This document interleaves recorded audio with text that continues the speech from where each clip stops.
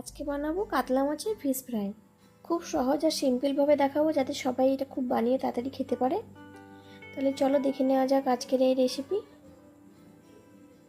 প্রথমে আমি কাতলা মাছের পেটিগুলো স্লাইস করে কেটে নিয়েছি।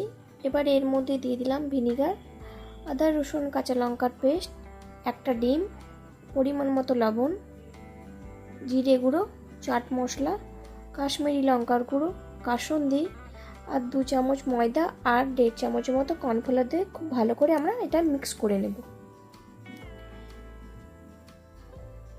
5 মিনিট হয়ে গেছে। 5 মিনিট পর আমি এটা পাতলা সিমুই দিয়ে কোট করে নেব। আমি সব একবারেই কোট করে তারপর ভেজেছি। আমার সব এগুলো রেডি হয়ে গেছে। এবার এক এক করে আমি এটা গরম তেলে ভেজে নিয়ে তুলে নেব।